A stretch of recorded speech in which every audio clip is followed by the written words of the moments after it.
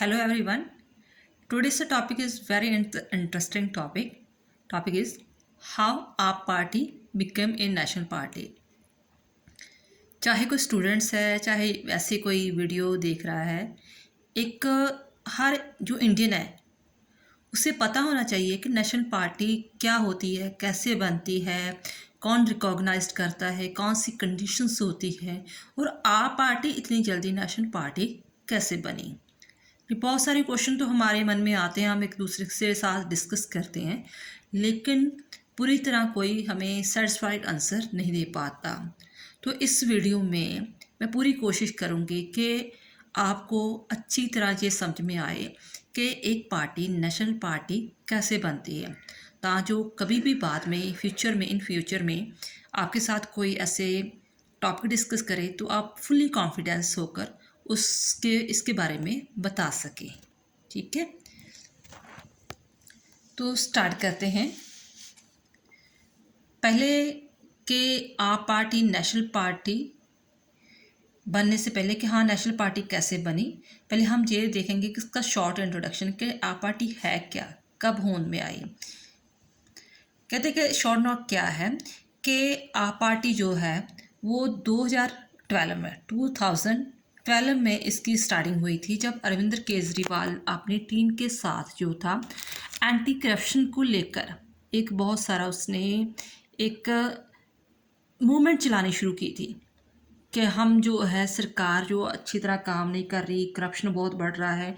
इसके कारण उसने काफ़ी जो लंबा मूवमेंट वगैरह चलाया, तो लोग इसके साथ जुड़ते गए। दैन आफ्टर उसने कोशिश की, अपनी पार्टी स्टेबल की और इलेक्शन लड़ी, और फिर उसका दिल्ली में फर्स्ट ऑफ ऑल दिल्ली में उसने कोशिश की थी। तो दिल्ली में चलो थोड़ी सी सीटों में वह जीते, तो कांग्रेस के साथ उसे टाई अप करना पड़ा, लेकिन लोगों ने ये कहा कि नहीं, आप दोबारा इलेक्शन करवाओ और आप जीतोगे। तो सच में ही बाद में वो दिल्ली में तब से लेकर अब तक दिल्ली में उसकी सरकार है और बहुत अच्छी तरह वो काम कर रहे हैं। तो पहले इसकी दिल्ली में सरकार आई, ठीक है। देन आफ्टर बाद में पंजाब में भी ऐसे हुआ, पंजाब में भी पहले कोशिश हुई, लेकिन इस बार जो पंजाब में भी इसकी सरकार बनी हुई है। इट मीन्स कि दिल्ली और पंजाब, पहले दिल्ली में देन आफ्टर पंजाब में इसकी सरकार बनी हुई है, सेटअप हो चुकी है। बाद में इसने सोचा कि चलो मैं और भी मतलब कोशिश करता हूँ दूसरे स्टेट्स में इलेक्शन लड़के, क्योंकि इसने इतने अच्छे काम किए थे कि लोग इसे एज ए प्राइम मिनिस्टर के तौर पर चेहरा इसका देखना चाहते थे, और इसलिए उसने बार बार जो इलेक्शन वगैरह जिस स्टेट में होता था, चाहे कहते ना शुरुआत करो, हम अकेले चले थे, पीछे मुड़कर देखा तो कारवा बनता गया।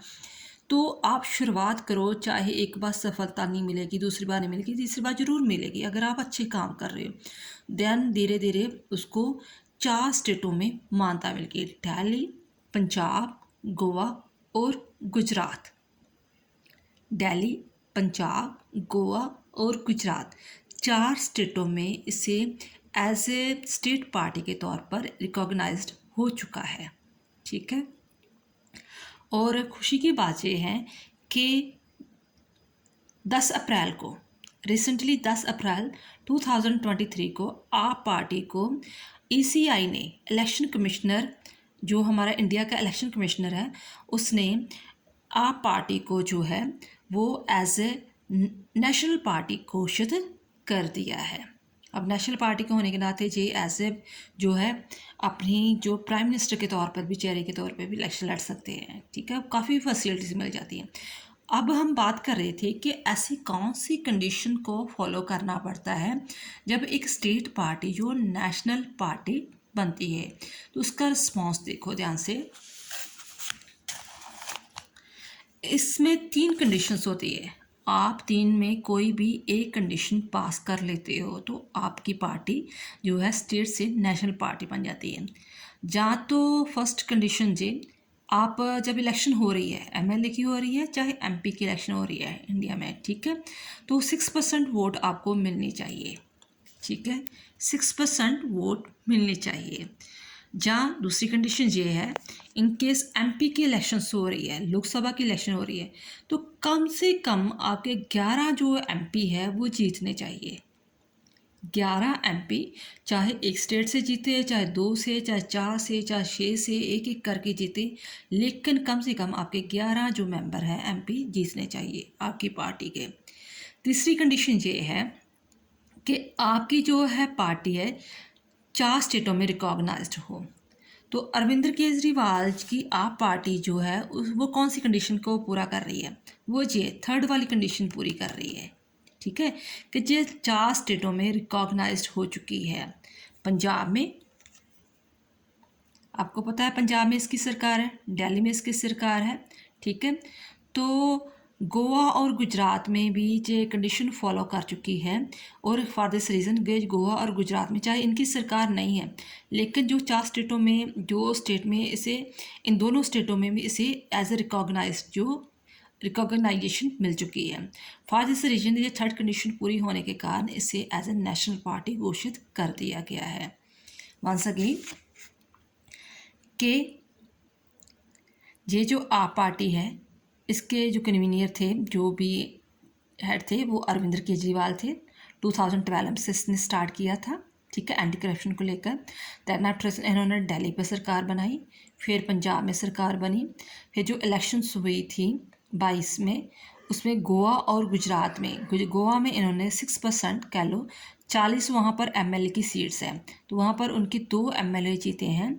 गुजरात में जो 182 जो है एमएलए हैं, 182, ठीक है, एमएलए की सीट्स है, वहाँ पर 5 एमएलए इनके जीते हैं, यानी कि वहाँ पर 12% और जहाँ पर 6% इन्होंने जीत प्राप्त की है। इन चीज़ों को ध्यान में रखकर जो हमारे इंडियन के इलेक्शन कमिश्नर हैं उन्होंने 10 अप्रैल को 2023 को इसको एज ए नेशनल पार्टी को घोषित कर दिया है।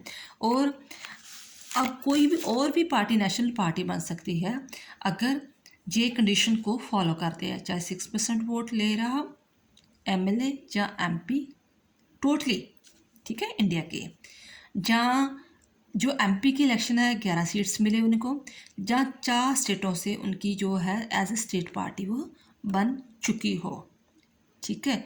आई होप आपको ये चीज़ समझ में आ गई होगी। फिर भी कुछ डाउट हो तो आप कमेंट बॉक्स में पूछ सकते हैं। और अकॉर्डिंग टू बुक भी मैं आपको बता देती हूँ, condition necessary to get recognised as a national party के मई 14, 2005 में इलेक्शन कमिश्नर ने एक रूल पास किया कि उसने कहा कि ये 3 कंडीशंस में कोई भी एक कंडीशन फुल होती है तो हम उसे एज ए नेशनल पार्टी घोषित कर सकते हैं, कि कम से कम 6% वो जो है वैलिड वोट हो, जो भी पोल वोट हुई है, जहाँ 2 सीट्स इन दी लोकसभा में 2% उसने वोटें ली हो, जहाँ 11 सीट्स उसने हासिल की हो, जहाँ 4 स्टेट्स में उसकी जो है party as a state party बन चुकी हो।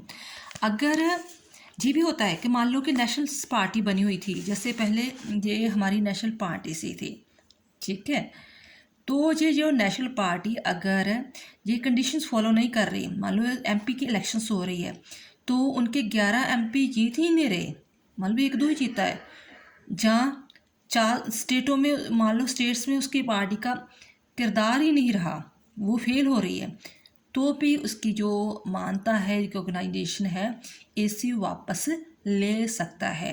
यानी कि उनको सरवाइव करने के लिए फिर उसे कंडीशन को फॉलो करना ही पड़ेगा। अगर कंडीशन फॉलो नहीं कर रहे तो वो पार्टी ख़त्म भी हो सकती है।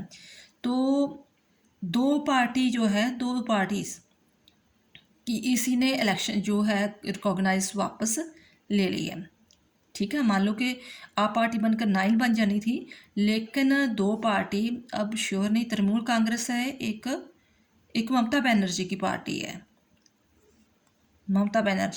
है, हाँ, ममता बनर्जी की तृणमूल कांग्रेस है, ममता बनर्जी की पार्टी है, एक और पार्टी है, उनकी जो उन्होंने रिकॉग्नाइज वापस ले ली है। तो आई होप आपको ये चीज़ समझ में आ गई होगी। वंस अगेन मैं दोबारा चीज़ें